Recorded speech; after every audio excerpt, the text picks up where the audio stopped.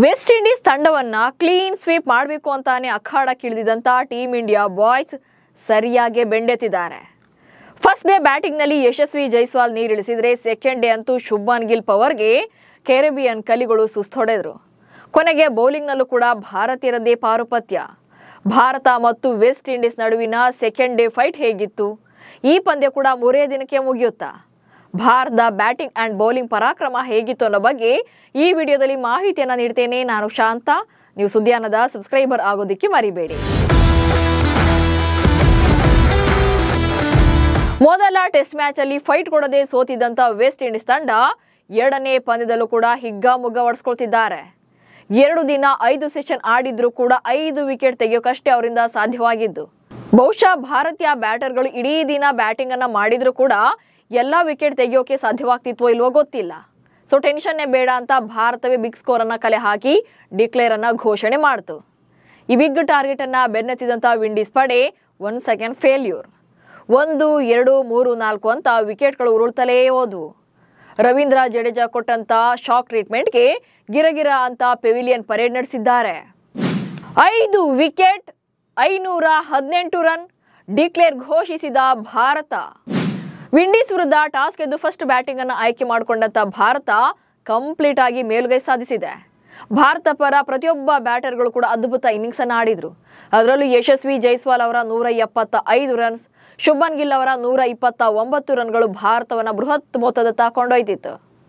ಭಾರತದ ಪರ ಮೊದಲ ವಿಕೆಟ್ಗೆ 58 ರನ್ಗಳನ್ನ ಕಲೆ ಹಾಕಲಾಗಿತ್ತು. ಅನಂತರ KL ರಾಹುಲ್ 38 ರನ್ ಗಳಿಸಿದಾಗ ವಿಕೆಟ್ ಅನ್ನು ಒಪ್ಪಿಸ್ತಾರೆ. ಇನ್ನು 87 ರನ್ ಗಳಿಸಿ ಸಾಯಿ ಸುದರ್ಶನ್ ಕೂಡ ವಿಕೆಟ್ ಅನ್ನ ಕೊಡ್ತಾರೆ. ಆದ್ರೆ ಯಶಸ್ವಿ ಜೈಸ್ವಾಲ್ ಮಾತ್ರ ಮೊದಲನೆಯ ದಿನದಾಟದಲ್ಲಿ ಕ್ರೀಸ್ ಕಚ್ಚಿ ನಿಂತಿದ್ರು. ಮೊದಲ ದಿನದಾಟದ ಅಂತ್ಯಕ್ಕೆ 173 ರನ್ಗಳನ್ನ ಗಳಿಸಿ ವಿಕೆಟ್ ಅನ್ನ ಕಾಯ್ದುಕೊಂಡಿದ್ರು. ಇನ್ನು ಮೊದಲ ದಿನದಾಟದಲ್ಲಿ ಟೀಂ ಇಂಡಿಯಾ 2 ವಿಕೆಟ್ ನಷ್ಟಕ್ಕೆ 318 ರನ್ಗಳನ್ನ ಕಲೆ ಹಾಕಿತ್ತು. ಬಟ್ ಬ್ಯಾಡ್ ಲಕ್ ಏನಂದ್ರೆ ಎರಡನೇ ದಿನದಾಟದಲ್ಲಿ ಆರಂಭದಲ್ಲಿ 2 ರನ್ ಗಳಿಸಿ ಜೈಸ್ವಾಲ್ ರನ್ಔಟ್ ಆಗ್ಬೇಕಾಯಿತು. ಈ ಮೂಲಕ ಡಬಲ್ ಸೆಂಚುರಿಯನ್ನ ಮಿಸ್ ಮಾಡ್ಕೊಳ್ತಾರೆ. ಆ ಬಳಿಕ ಶುಭ್ಮನ್ ಗಿಲ್ 129 ರನ್ ಗಳಿಸಿದ್ರೆ ನಿತೀಶ್ ಕುಮಾರ್ ರೆಡ್ಡಿ 43 ರನ್ ಬಾರಿಸಿದ್ರು. ಇನ್ನು ಧ್ರುವ್ ಜುರೇಲ್ 44 ರನ್ ಗಳಿಸಿ ಔಟ್ ಆದ್ರು. ಜುರೇಲ್ ಔಟ್ ಆಗ್ತಾ ಇದ್ದಂತೆ ಟೀಂ ಇಂಡಿಯಾ ಡಿಕ್ಲೇರ್ ಅನ್ನ ಘೋಷಣೆ ಮಾಡಿಕೊಳ್ತು. ಭಾರತ ತಂಡ ಮೊದಲನೇ ಇನ್ನಿಂಗ್ಸ್ ನಲ್ಲಿ 5 ವಿಕೆಟ್ ನಷ್ಟಕ್ಕೆ 518 ರನ್ಗಳನ್ನ ಕಲೆ ಹಾಕಿ ಡಿಕ್ಲೇರ್ ಅನ್ನ ಅನೌನ್ಸ್ ಮಾಡ್ತು. ಇನ್ನು ವಿಂಡೀಸ್ ಪರ ಜೋಮೆಲ್ ವಾರಿಕರ್ 3 ವಿಕೆಟ್ ತೆಗೆದ್ರೆ ಕ್ಯಾಪ್ಟನ್ ರೋಸ್ಟನ್ ಚೇಸ್ 1 ವಿಕೆಟ್ ಅಷ್ಟೇ ತೆಗೆಯೋಕೆ ಸಾಧ್ಯವಾಯಿತು. ಇನ್ನು ಬ್ಯಾಟಿಂಗ್ ಶುರು ಮಾಡಿದಂತ ವಿಂಡೀಸ್ ಭಾರತದ ರನ್ ರಾಶಿ ನೋಡಿಯೇ ಶೇಕ್ ಆದಂಗಿತ್ತು. ಕೆರೆಬಿಯನ್ ಬ್ಯಾಟರ್ಗಳ ಬೇಟೆಯಾಡಿದ ಜಡ್ಡು.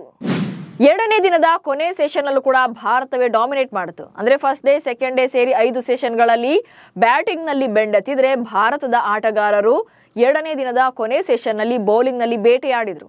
ಅದರಲ್ಲೂ ಕೂಡ ಸರ್ ರವೀಂದ್ರ ಜಡೇಜಾ ಅವರ ಸ್ಪೆಲ್ ಅಂತೂ ಎಕ್ಸ್ಟ್ರಾ ಆಡಿದ್ದಾರೆ. ವಿಂಡೀಸ್ ಪಡೆ 21 ರನ್ ಗಳಿಸಿದ್ದಾಗ ಇಲ್ಲಿಂದ ವಿಕೆಟ್ ಬೇಟೆಯನ್ನ ಶುರು ಮಾಡ್ತಾರೆ. 21 ರನ್ ಗಳಿಸಿದ್ದಾಗ ಜಡ್ಡು ಫಸ್ಟ್ ವಿಕೆಟ್ ಅನ್ನ ತಗೊಳ್ತಾರೆ. 10 ರನ್ ಗಳಿಸಿದಂತ ಓಪನರ್ ಜಾನ್ ಕ್ಯಾಂಪ್ಬೆಲ್ ಅವರನ್ನ ಜಡ್ಡು ತಮ್ಮ ಬೌಲಿಂಗ್ ನಲ್ಲಿ ವಿಕೆಟ್ ಒಪ್ಪಿಸುವಂತೆ ಮಾಡ್ತಾರೆ. ಅಂಡ್ ನೆಕ್ಸ್ಟ್ 87 ರನ್ ಗಳಿಸಿದ್ದಾಗ ಎರಡನೇ ವಿಕೆಟ್ ಬೀಳುತ್ತೆ. ಅದು ಕೂಡ ಜಡ್ಡು ಅವರ ಬೌಲಿಂಗ್ ನಲ್ಲೇ. 34 ರನ್ ಗಳಿಸಿದಂತ ಚಂದರ್ ಪೌಲ್ ಪೆವಿಲಿಯನ್ ಅನ್ನ ಸೇರ್ಕೊಳ್ತಾರೆ. ಇನ್ನು ಕ್ಯಾಪ್ಟನ್ ರೋಸ್ಟನ್ ಚೇಸ್ಗೂ ಕೂಡ ಜಡ್ಡು ಪೆವಿಲಿಯನ್ ಹಾದಿ ತೋರಿಸ್ತಾರೆ. ಇಂಟ್ರೆಸ್ಟಿಂಗ್ ಅಂದ್ರೆ ಅಲ್ಲಿನ ಕ್ಯಾಪ್ಟನ್ ಖಾತೆ ತೆರೆಯದೆ ಔಟ್ ಆಗ್ತಾರೆ. ಮತ್ತೊಂದು ಕಡೆ 41 ರನ್ ಗಳಿಸಿ ಕಾನ್ಫಿಡೆಂಟ್ ಆಗಿ ಕಾಣ್ತಾ ಇದ್ದಂತ ಅಲಿಕ್ ಅಥನಾಜೆಗೆ ಕುಲ್ದೀಪ್ ಯಾದವ್ ಬೌಲಿಂಗ್ ನಲ್ಲಿ ಕ್ಯಾಚ್ ಕೊಟ್ಟು ಹೊರ ಹೋಗ್ಬೇಕಾಗುತ್ತೆ. ಇಂಟ್ರೆಸ್ಟಿಂಗ್ ವಿಚಾರ ಏನಪ್ಪಾ ಅಂದ್ರೆ ಇಲ್ಲಿ ಕ್ಯಾಚ್ ಹಿಡಿದಿದ್ದು ಕೂಡ ರವೀಂದ್ರ ಜಡೇಜಾ. ಸೊ ಈ 4 ವಿಕೆಟ್ ಗಳಲ್ಲೂ ಕೂಡ ಜಡ್ಡು ಕಾಂಟ್ರಿಬ್ಯೂಷನ್ ಅಂತೂ ಇದ್ದೇ ಇತ್ತು.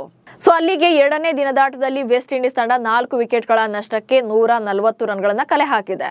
ಸದ್ಯ ಭಾರತ ಇನ್ನೂ ಕೂಡ 378 ರನ್ಗಳಿಂದ ಲೀಡ್ ನಲ್ಲಿದೆ. ಸದ್ಯಕ್ಕೆ ವಿಂಡೀಸ್ ಪಡೆಯ ಬ್ಯಾಟಿಂಗ್ ಅನ್ನ ನೋಡ್ತಾ ಇದ್ರೆ 200 ಅಥವಾ 250 ರನ್ಸ್ ಗಳನ್ನ ಕಲೆ ಹಾಕೋ ವೇಳೆಗೆಲ್ಲ ಆಲ್ ಔಟ್ ಆಗುವಂತ ಸಾಧ್ಯತೆ ಇದೆ. ಹಾಗೇನಾದ್ರೂ 300 ಒಳಗೆ ವಿಂಡೀಸ್ ತಂಡ ಏನಾದ್ರೂ ಆಲ್ ಔಟ್ ಆದ್ರೂ ಕೂಡ ಭಾರತ ಫಾಲೋ ಅನ್ನ ಹೇರಬಹುದು. ಸೊ ವಿಂಡೀಸ್ ಪಡೆ ಮತ್ತೆ ಬ್ಯಾಟಿಂಗ್ ಅನ್ನ ಶುರು ಮಾಡಬೇಕಾಗುತ್ತೆ. ಸದ್ಯಕ್ಕಂತೂ ಎರಡನೇ ಪಂದ್ಯದ ಎಲ್ಲಾ ಸೆಷನ್ಗಳಲ್ಲೂ ಕೂಡ ಭಾರತವೇ ಕಂಪ್ಲೀಟ್ ಆಗಿ ಪ್ರಾಬಲ್ಯ ಮೆರೆದಿದೆ. ಭಾನುವಾರದ 3ನೇ ದಿನದಾಟದಲ್ಲಿ ಮ್ಯಾಚ್ನ ಒಂದು ಕ್ಲೈಮ್ಯಾಕ್ಸ್ ಪಿಕ್ಚರ್ ಸಿಗುತ್ತೆ. ಬಟ್ ಭಾರತವೇ ಮ್ಯಾಚ್ ಗೆಲ್ಲೋದು ಅನ್ನೋದಂತೂ ಗ್ಯಾರಂಟಿ ಇದೆ.